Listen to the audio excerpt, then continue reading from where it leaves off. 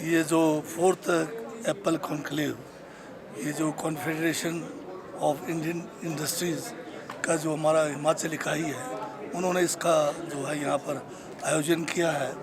और इसमें इन्होंने प्रदेश के जो बागवान हैं उनको इस सम्मेलन में सबको आमंत्रित किया है।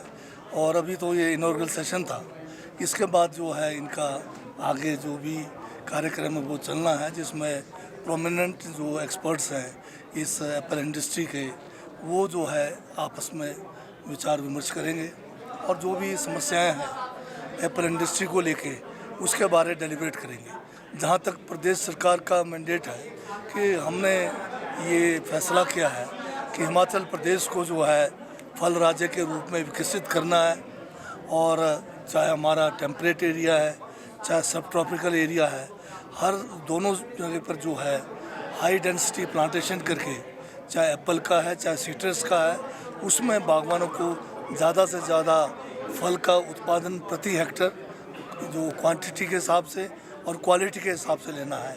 उसके लिए हमें जो है नए प्रोजेक्ट्स और लेने पड़ेंगे, और क्लीन प्लांट्स जो है, डिसीज़ फ्री प्लांट है मटेरियल, उसकी तरफ जाना पड़ेगा।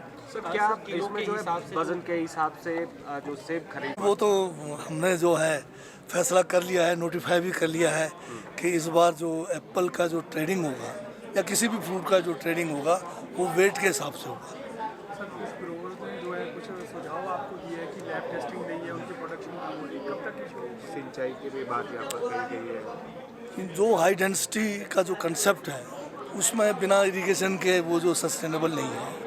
उसके लिए जो हमारा एसडीपी है उसमें भी जो है इरिगेशन का एक जो है कंपोनेंट है जिसके ऊपर काम हुआ है, परंतु कितना सक्सेसफुल है उसका मूल्यांकन करना है। परंतु जो शिवा प्रोजेक्ट है उसमें हमने जो कमियां थी एसडीपी में, उन कमियों को दूर करके वहाँ पर जो है सस्टेनेबल और पूरा जो है एक इरिगेशन का सिस्टम मिले, उसका जो है उस प्रोजेक्ट में डाला है।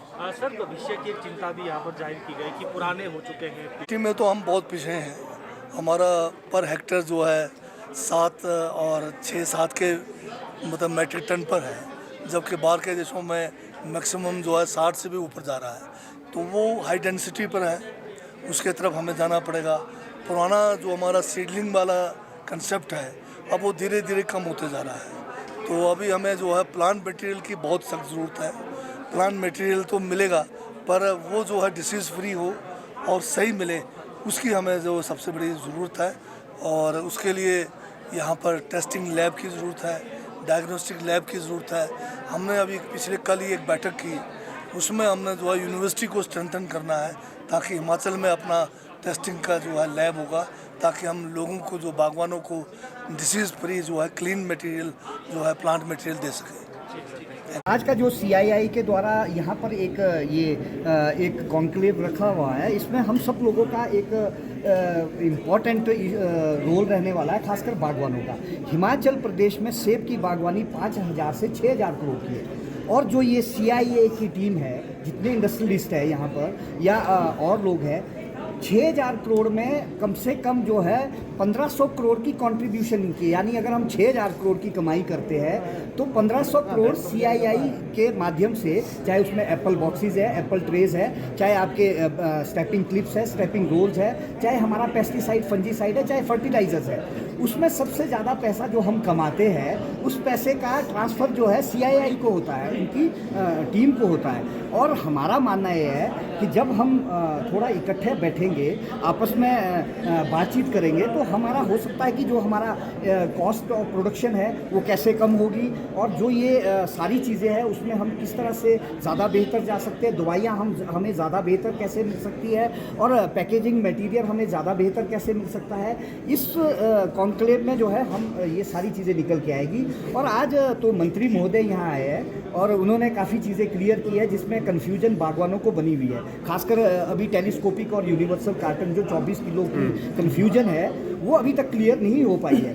और किस तरह से वो रोकी जाएगी, और 24 किलो किस तरह से, मान लीजिए मुझे दूसरे राज्य में सेब भेजना है तो सरकार उसे कैसे रोकेगी, किस तरह उसको उसका प्रावधान करेगी। आदरणीय मंत्री महोदय ने कहा है कि हम STM के माध्यम से या क्या दिक्कत आ रही है यूनिवर्सल कार्टन में आपको? क्या बागवान चाहता है कि एक पीस हो, सिंगल पीस हो, यूनिवर्सल कार्टन हो, क्योंकि 2014 में भी एक अध्यादेश ऐसा आया था मैडम स्टोक्स के टाइम में, और हाँ वो अध्यादेश लाया था सरकार ने, लेकिन वो टेलीस्कोपिक और वो केवल 7 दिन चला। हमें शक है कि कहीं ये इस बार भी क्रैश ना हो जाए। ये ऐसी साल थी जो रिफॉर्म्स की साल थी, क्योंकि दुर्भाग्यपूर्ण जो है इस वर्ष जो है बागवानों की फसल बहुत कम है।